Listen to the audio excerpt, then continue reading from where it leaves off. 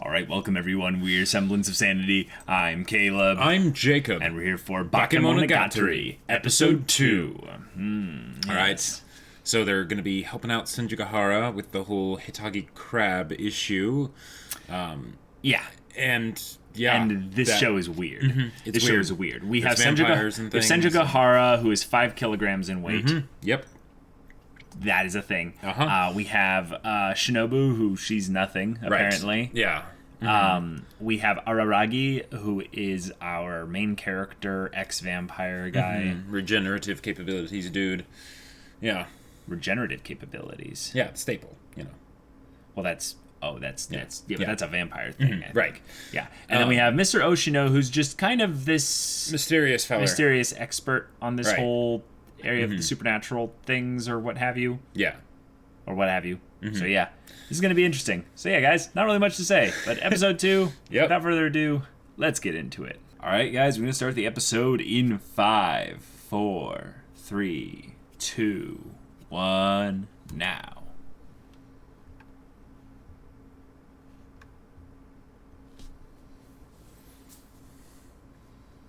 Okay.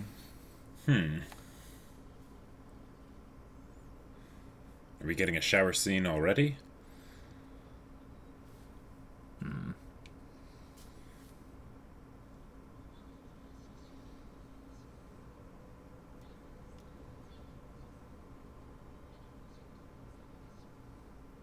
Okay. Okay.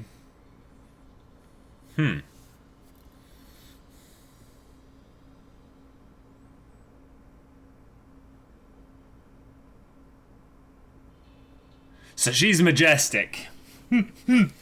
That's what we're supposed to take from that scene. Right. Other than the fact that they gave some exposition about the parents being split up due to the mother getting involved in some kind of Scientology.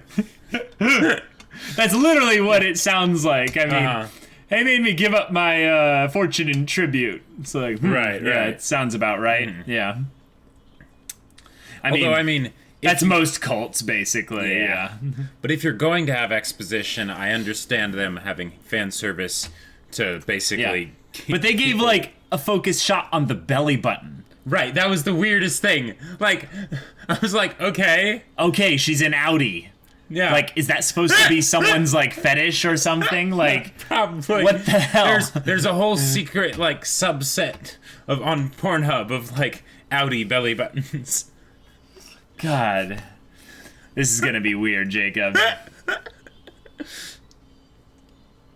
And staples. That was easy. Staples are a lot of people's topmost fears, actually. Oh yeah? Just irrational fear of staplers. Because the idea of being pierced, pinched, and like having something that is a mouth at the same time. I stapled my thumb before, and that was not fun. Yeah.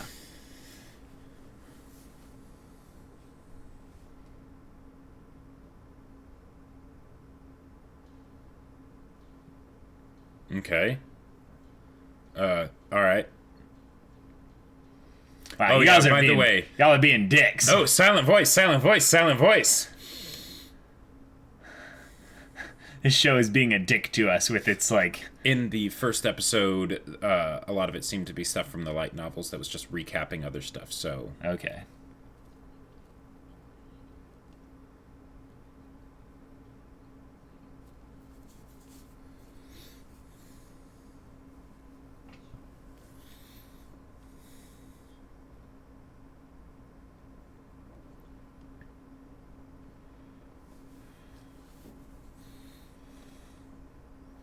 Huh?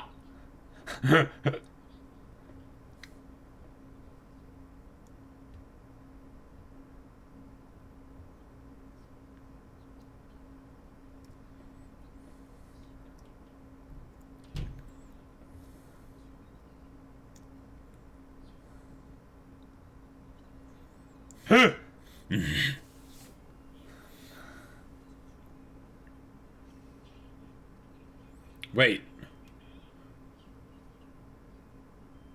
Wait, the class rep. Yeah, yeah.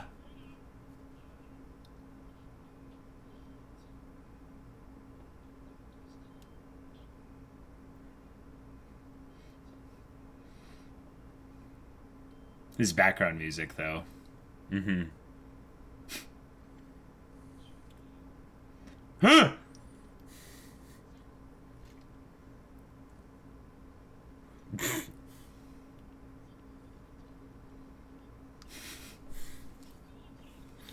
Okay.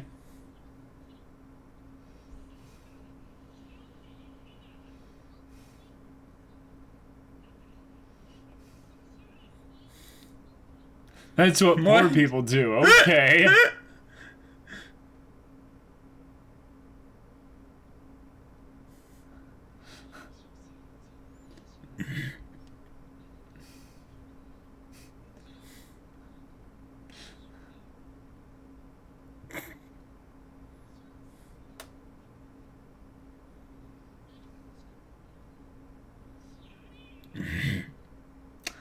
Okay.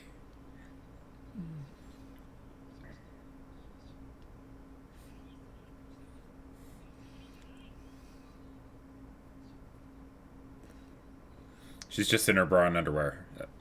Yep. Okay. Yeah. Yep.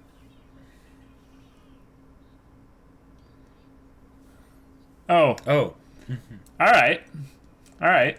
At least she's fine with it, you know? From box cutters to lingerie. All right.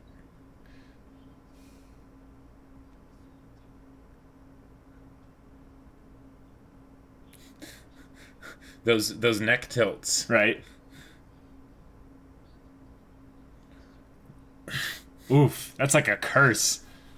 Yeah, what are you, time travel?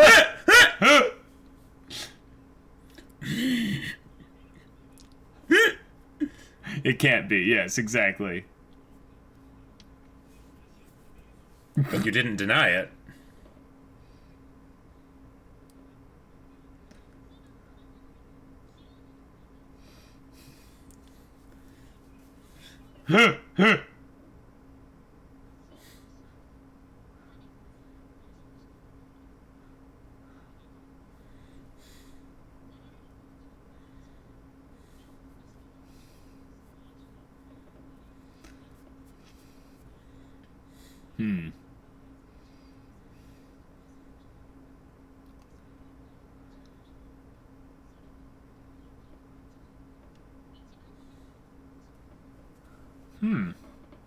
Interesting.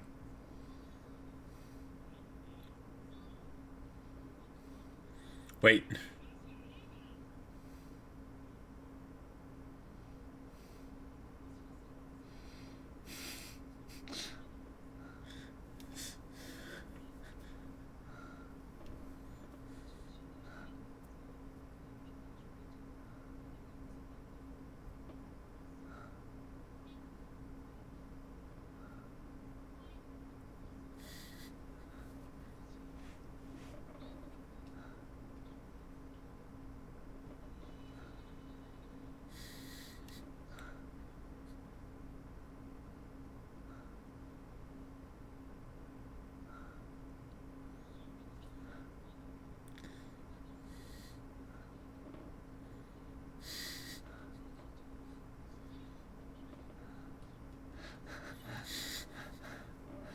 Right, with all 5 kilograms of you, you're going to actually, like...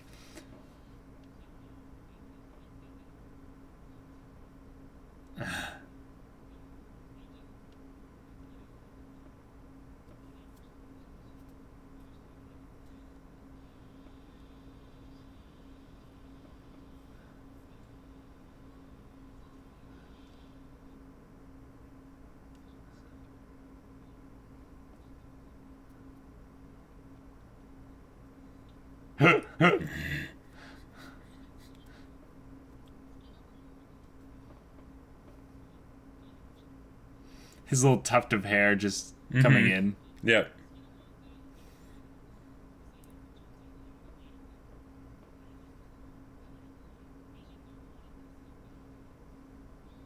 Huh.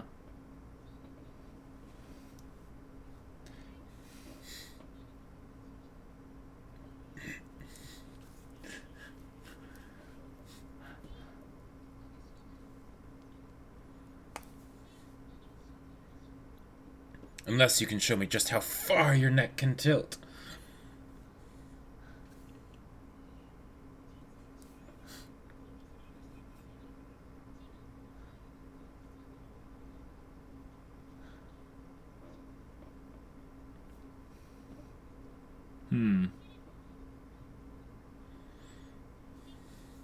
That hairdryer must have been a pain then. Yeah. Could have just blown her over, you know? Mm-hmm.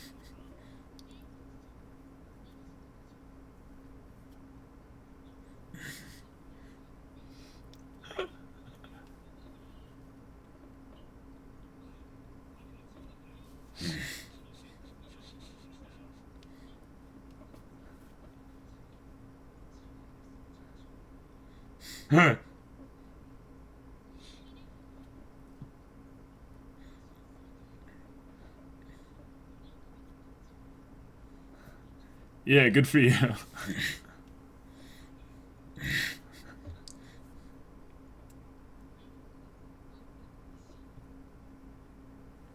Especially when you're tilting your neck. I am so It confused. helps the digestion.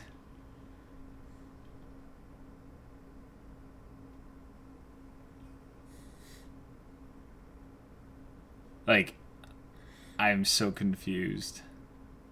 And Like, they're going to eat crab. Right, but things made more sense in the first episode.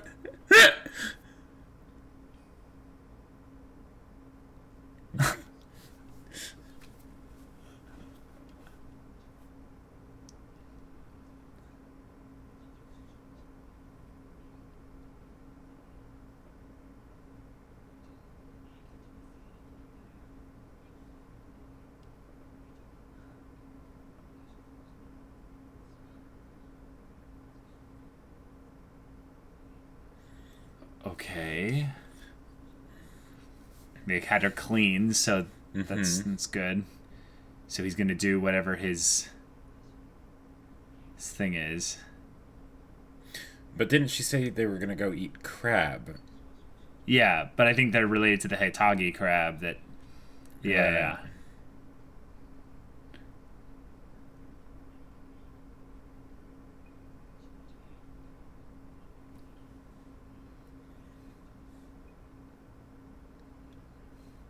Okay. Alright. So I guess this is where the whole watch order thing is Yeah. a lot more of a thing. Oh.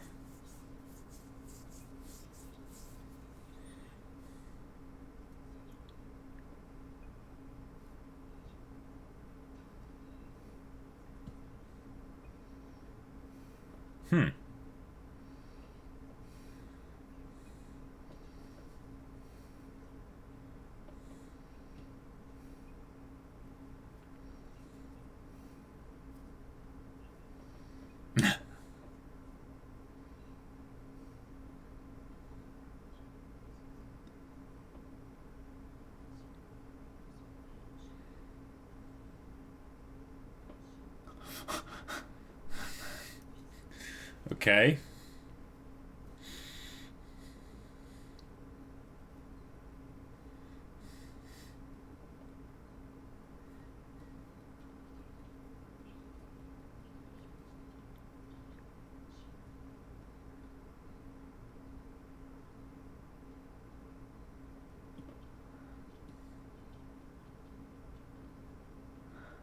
Surprised her footsteps actually make sound, you know? Right.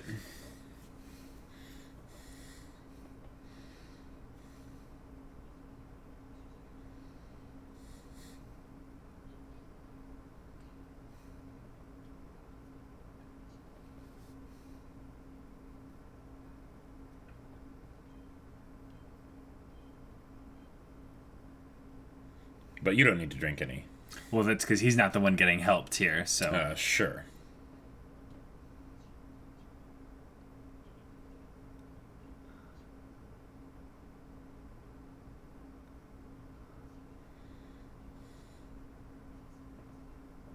Cool, it's a form of hypnosis.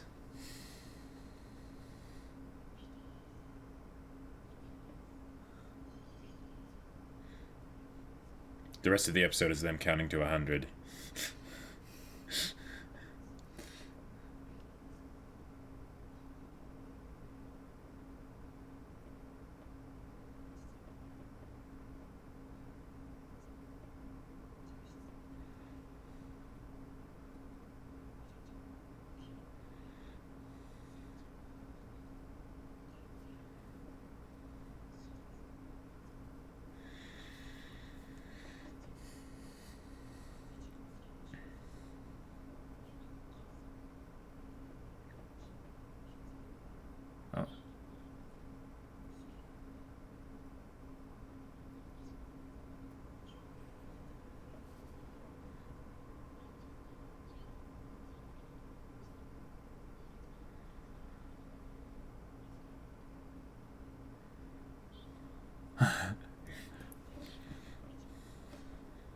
This.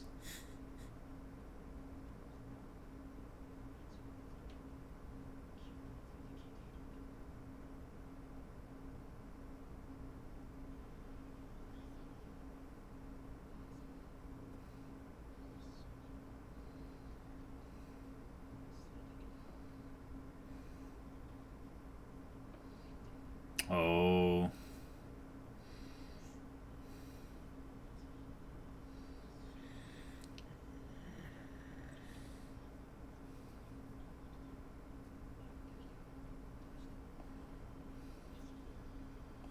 Oh.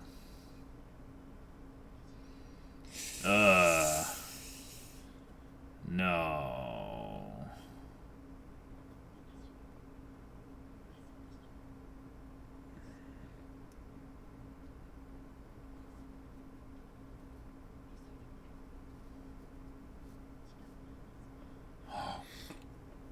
Yo!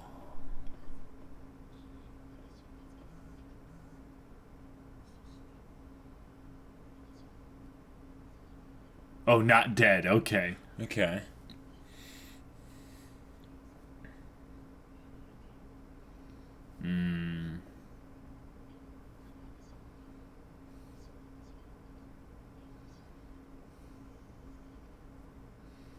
Oof. That's some heavy. Yeah.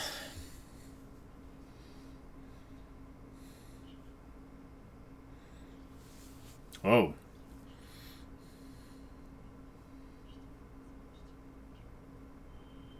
Ugh.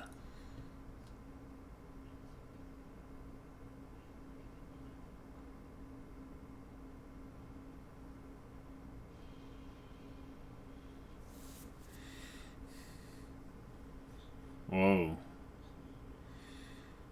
Okay. Dang.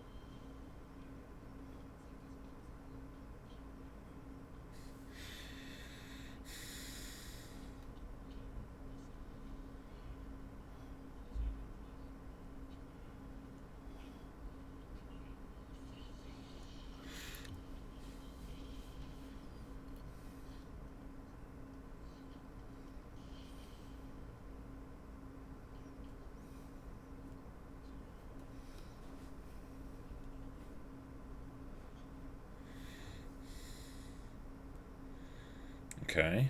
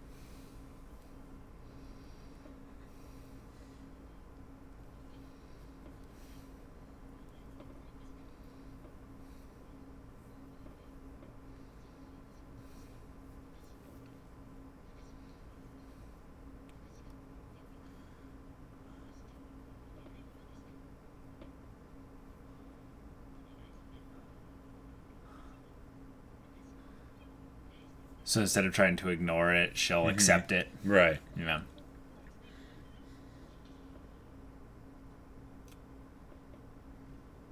I love this music though in the background. Like this is cool. Okay.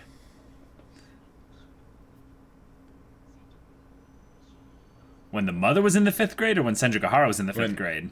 Senjugahara, yeah. Oh. Oh, gotcha. I see.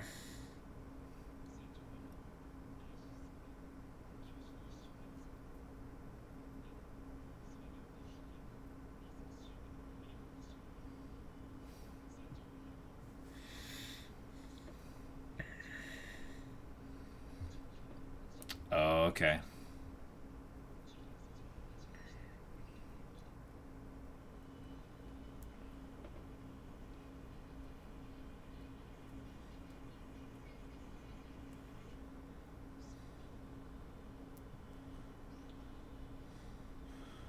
Jeez. Okay.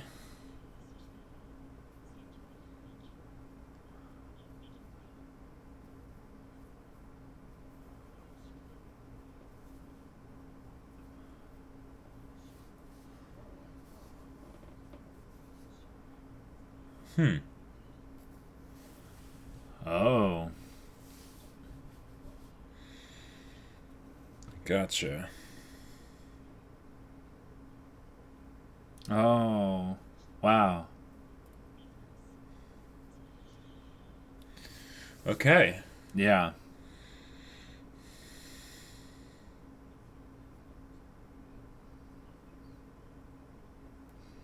Yeah, what happened. But the ties are able to be yeah.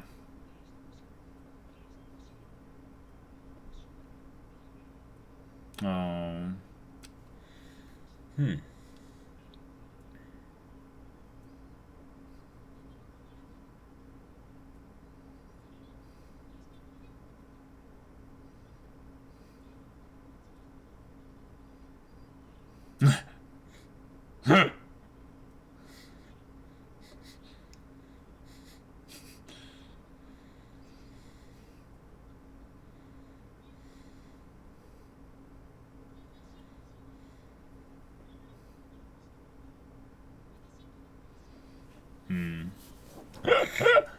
That face.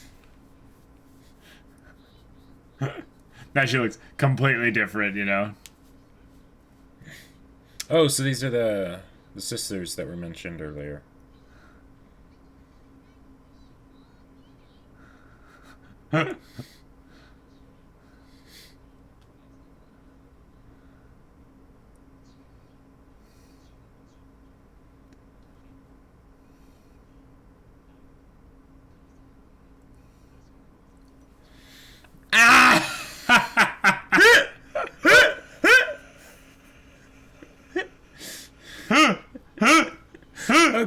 Okay. That's funny. That's Cool. funny. Like, okay. I understood so little of what was going on with Senjugahara, like, earlier on at the beginning. But the whole idea of making, we call it a pact with a god or whatever, but, like, making a conscious decision to subconsciously ignore the ties that you have to a person that you care about because you don't want to feel the negative feelings of that whole experience and stuff, ends up bleeding into her regular day life to where she was cold and unfeeling to Araragi, and so it all wraps into a nice little bow, although it's still an absolute mad trip of madness. So maybe we've just started to go mad because we can actually make sense of it, Watashi ga ita! No, I think actually I can think of real world connections to the thing that Senjugahara was dealing with. Yeah.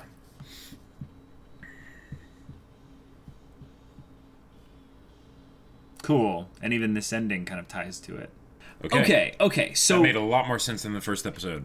It made a lot more sense once it got to the latter half of this episode, which is hilarious because that's when they went into the weird ritual summoning of a crab god. So here's the thing.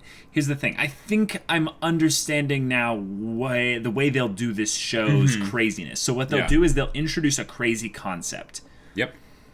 I'm basically just going to take what they did here. They introduced a crazy concept. We have a girl that weighs 5 kilograms. And she is this way is because she made some kind of whatever with a crab god. Yeah. All that colorful whatever descriptors don't really mean anything in the grand scheme of things. It's supernatural dilemma with a new character, probably a girl. Or just supernatural things happen, and the way they're solved is that someone deals with their own stuff. Right, as a way to develop them as a character. As a way to develop them as a character. That's what's tied to the plot. Yeah, I'm trying to keep it as vague as possible. Right. Because I think that on the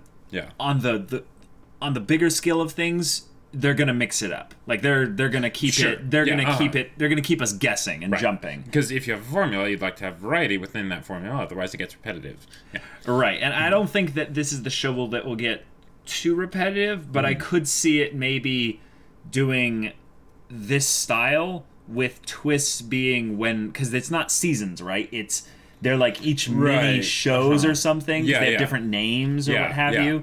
So that's where I think that they'll either switch it up once they go to a new season, so to speak, or it'll be once they go to a new season, then they'll do the same thing, but they'll do a twist or a different person's story or what have you. Yeah. Because Senjugahara went from like mysterious and inquisitive and curious and all this to like not interesting. Like I was actively disliking her, like because one, I understood like 5 to 10% of what she was talking about. Yeah. And then she stopped making sense. Like, she just completely stopped making sense. Was it the fan service? No, actually, the fan service part didn't, like, that wasn't what threw me off. It was just actually what she was saying. Oh. Like, I'm like, what? Like, this has got to be some kind of verbal dialogue, banter, joke stuff that I'm just not able to interpret I think the first half of it, the first half of this episode was just to kind of endear us to the characters and and the way they interact with each other. Yikes! But it didn't have anything to do with anything else. Like other than that, it was like entirely kind of padding for time in that sense. Yeah. As far as the plot's concerned. Yeah. I have no problem saying this. Like, I did not like about half of that scene, not because of the fan service or not even because of the actual like banter bit, but just like the padding that you were talking about there, the pacing of it, and the actual like nonsense just coming from Senjugahara seemed to be something that he just kind of reacted to as like, huh? And that seemed to be his character. He was just, huh? Oh yeah. And that got old pretty quickly. Like, it was pretty repetitive. I don't know. That's just me. But what did you get from it? Like, what I got from it is that they had things that they wanted to make sure were said, and because this show is like 100% dialogue, pretty much. They're like, okay, well then let's make sure that there's fan service throughout all of it, and then once it's like, oh wait a minute, all right, this poor excuse for fan service is coming to an end, but we still have things we need to say because we have this amount of the episode that we need to go through. Oh wait, no, she decides to change her shirt to something else and starts putting on a different one just so that she can still be in her bra and panties while all of this is happening. Yeah, in that respect, it's weird to say, but I didn't find actually the. Here's the thing. The fan service was hilariously excessive, but the thing is that didn't bother me as much as actually just the pacing of the scene. Like, because it just dragged on too long. Yeah, if you think about the scene in the very beginning of the first episode, what was her name? Hanakawa or Hanakawa? Yeah. I think it was an H, and we mix up the names or something like that. Or at least I mix up the names because I thought of her name as Kanakawa. But there was this constant reframing of the perspective to showcase that there was something more going on here. With this scene, they reframed the perspective to reinforce the fan service or to make sure that there wasn't anything explicit about it. And that was funny in that I get what they're doing here, but there was nothing deeper going on in the discussion that actually made us want to see how it ended. I was like, can this end already? Right, because in the conversation in the first episode, to draw comparisons, they didn't have fan service, which is what they used to try and like keep the attention of the masses in this scene. But what they did in that scene was they did all the weird camera angles so that even though they were talking about something completely basic and not out of the ordinary, like boring, quite frankly. Like, why would they be talking about a culture festival when we don't know these characters or anything like that? And they're so, what do we do for this? I don't know. Right, but there were little bits of dialogue dropped in from the girl. And Araragi that helped characterize them in a way that made me go, oh, wait a minute, what does that mean? Right. But the thing is that in that one there was in that scene, both with those little bits of dialogue, but even when they didn't have that in the dialogue with the camera shots and everything that they did, it was basically making it mysterious enough so that it makes you think there's something more going on here, especially since that was the first experience we really had with the show. Yeah. Whereas with here, I feel like they're like, okay, we established, to contrast it with something like that, it's like, okay, there we already established the sort of style and tone for the show, and then they just kind of relaxed it up here. Yeah. Or at least just shifted to fan service. They're like, those are our main tools: camera angles, neck tilts, and like. Yeah, and I understand the rapid fire, flickering of, camera angles to showcase one Senjigahara's body, it's like, oh, yeah, totally. Or the neck tilts or, certain things there. But there was so much of it that was monologue, I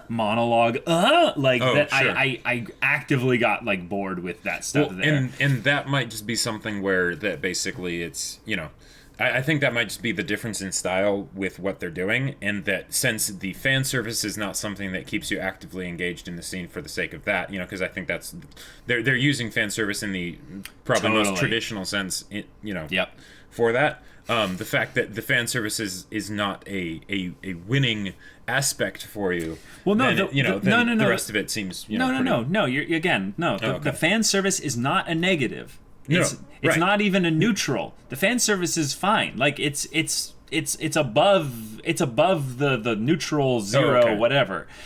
I'm not rounding down to zero like she is. Yeah. I'm saying that it adds something to the scene.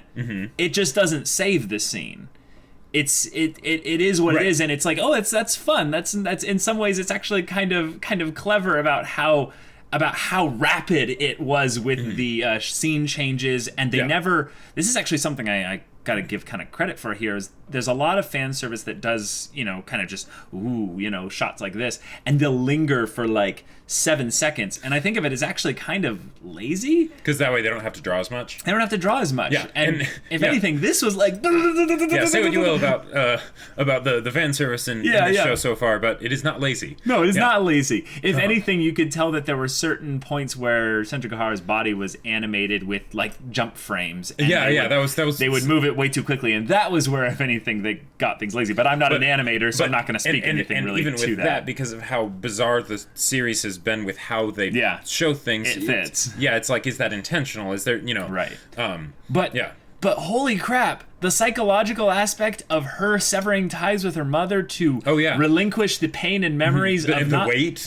Yes, the weight of that whole event not being something that she wants to forget the pain of what could have happened to her, but she actually blames herself for her family splitting up and brokenness because she resisted something that she should have resisted.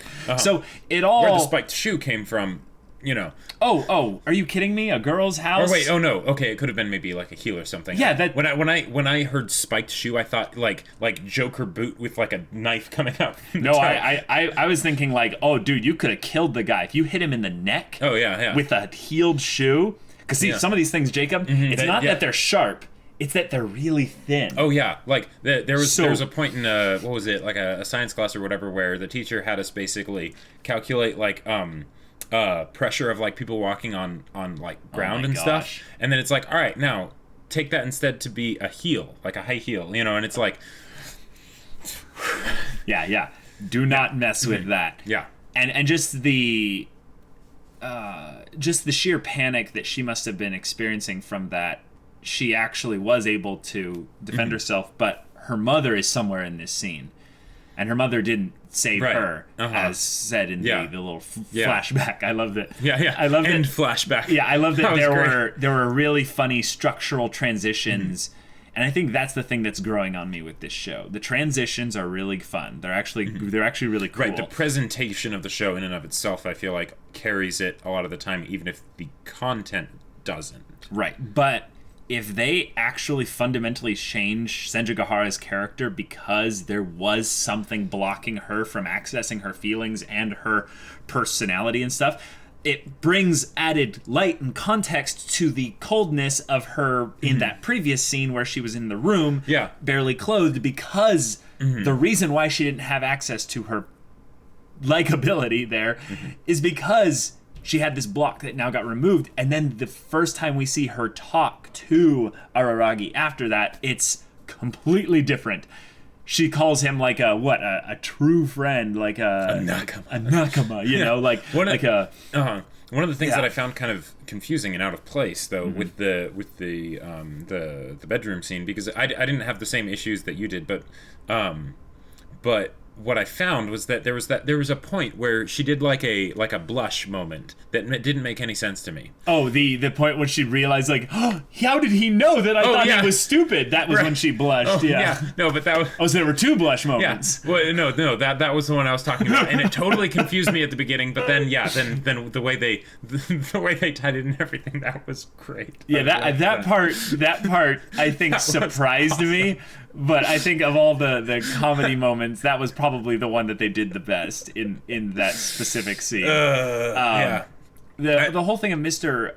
Oshino, though, kind of leading them through this hypnotic ritual and stuff, I like that there was a clever means by which they needed her to give basically some control questions. There's, he gave her some control questions, she answered. Yeah. But it's also a way to, again, further characterize Senjugahara. Yes. So my one thing that's why I heard you say something like this, but saying like there's some new character. I'm like, no. Senjugahara shouldn't go anywhere. Oh yeah, Like she should persist in the story from here on out. Like, well, and keep adding characters to the cast, sure, but don't take any away. Well, that's actually, if I were to guess, that's probably why they have different names for the different seasons or however it goes. Is because it's probably where it's like, all right, now we're gonna shift and tell this person's story.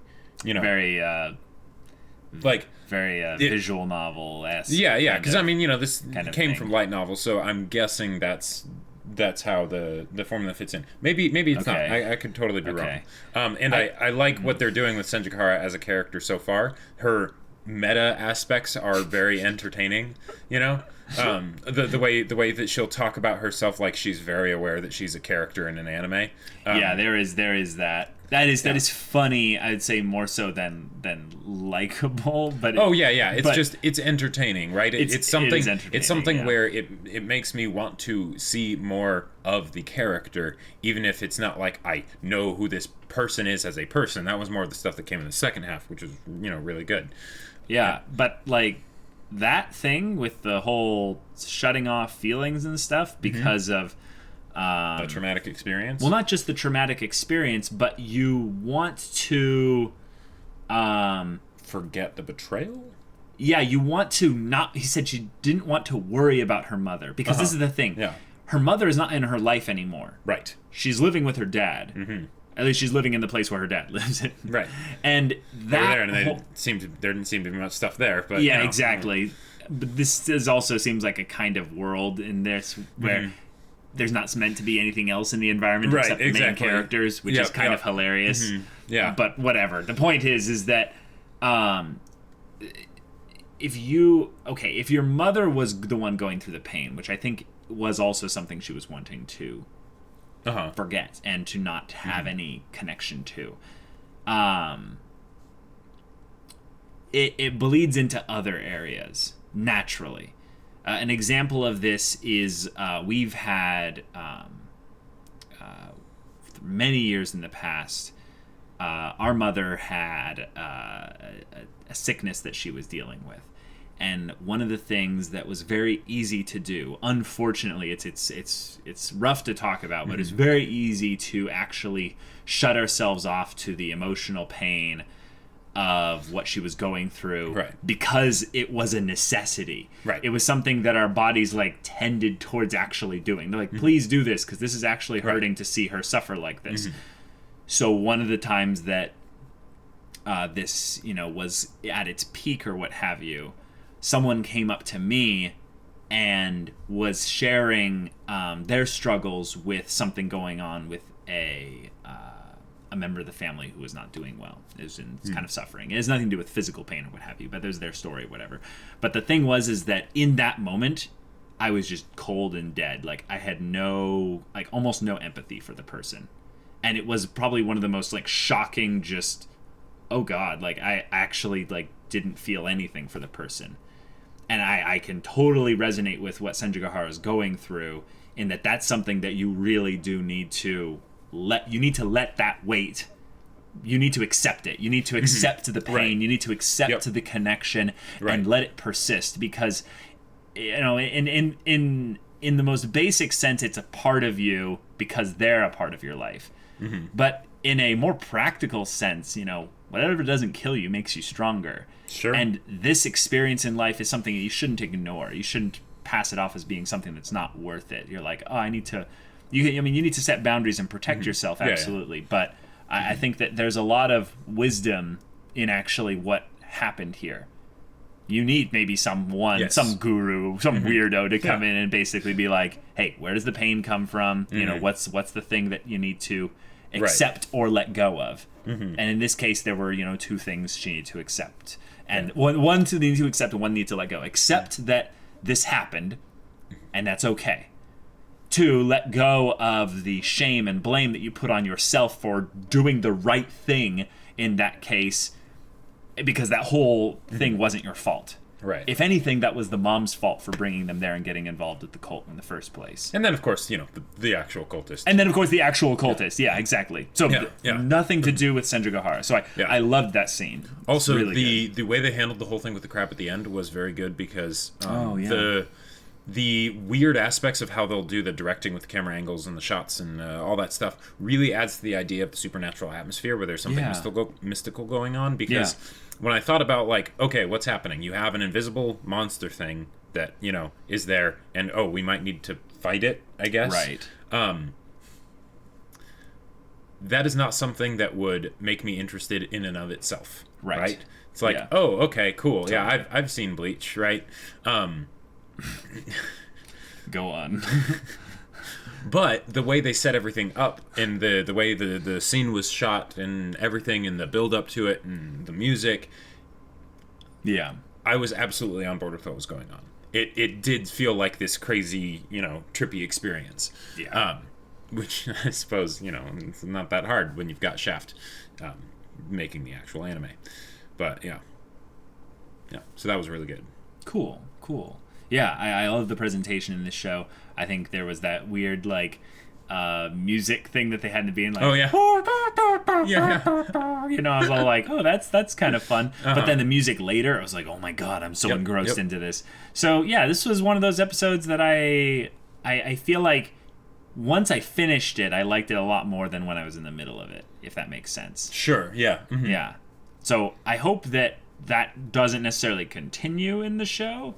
But what I am maybe going to be a little bit more graceful with the show for is when I'm in the middle of something. Understanding the dynamics of how the show works and stuff. Yeah. Right, well, yeah, just when I'm in the middle of something and I don't understand exactly what's going on, that's okay. Right. Because there's a very real possibility that within the next 15 to 20 minutes, I am going to figure out what's going on, because the show will tell me. And if they don't tell me in the same episode, I'll eventually get some cool context to things as well. I can see that adding a lot of rewatch value to the show, because... Well, obviously. I mean, because if there's a different watch order, then by definition, there's a lot of rewatch value. That's a good point, yeah. Yeah, and if anything, Jacob, you haven't, I don't know if you know this, because you're not on the Discord as much, but, there are a ton of people constantly watching Monogatari. Oh, I know. In, certain Discord channels. And I'm like, oh, I can't go in there. And they're like, yep, we're doing a rewatch. I'm like...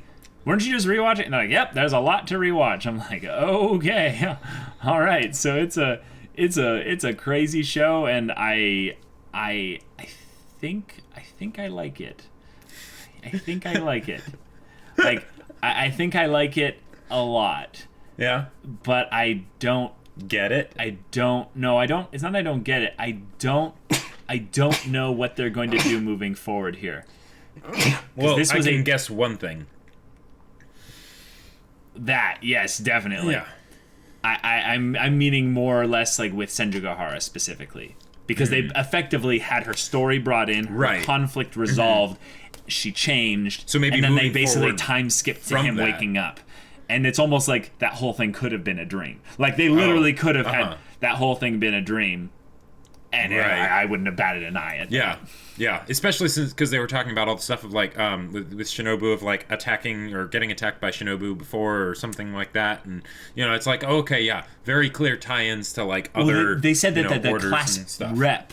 Yeah, the class rep, too. Yeah. So does that mean that she also is supernatural in some way? Because in the first episode, when they showed her, they also cut to, like, furry creatures or something like that. So is she some kind of, like, cat person, or I don't know, werewolf, or I don't know, werekitty, you know? But yeah, there's a lot that we don't know. Yes, that is very true. Looking forward to knowing more of that in the next episode. And if you want to see the next episode's reaction right now, go check out the link in the description below for our Patreon. You can get on early access there. You can watch full-length reactions there, and all this comes with Discord access, where you can chat with us about stories or just whatever. And if any of that interests you, we'll see you there. But until then, we're Semblance of Sanity. I'm Caleb. I'm Jacob. And we'll see you all next time.